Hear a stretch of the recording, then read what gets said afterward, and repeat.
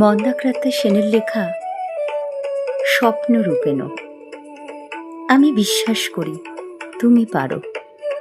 তোমার পরনে সস্তা সিনথেটিক শাড়ি, হাতে প্লাস্টিকের গোলাপি প্যাকেট, আর মাত্র শাঁখা পলা, ক্ষয়ে যাওয়া হাওয়াই দুপায়ে।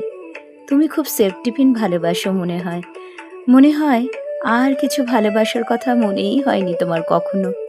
বোঝাও যায় তুমি বিজ্ঞান জানো না, কাব্য নয়, গান কিংবা আলপনায় সামান্য গুণপনা নেই। যাদের ওসব থাকে তারাও একটু উজ্জ্বল হয়। তোমার জলুস নেই, মুখের চামড়া খসখসে, এমনকি টিকিট কাটছো, খুচরো পয়সা মেলাতে পারছো না। কন্ডাক্টর মুখ করলো, তোমার দু চোখে ভয়, ফাটা ঠোঁটে অর্থহীন হাসি। সবাই হেনস্থা করছে, বাস থেকে নামলে কোনো মতে, আচ্ছা বলো এবার কি করবে তুমি? বাড়ি যাবে?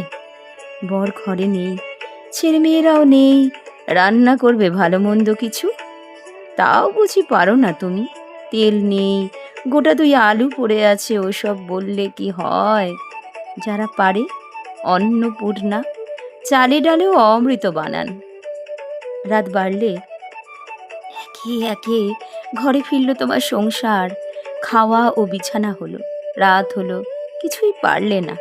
তারপর মধ্যরাত্রে চুপি চুপি ছুঁয়ে দিলে স্বামী আর সন্তানের মুখ, আর ওরা স্বপ্নে স্বপ্নে নীল হয়ে গেল।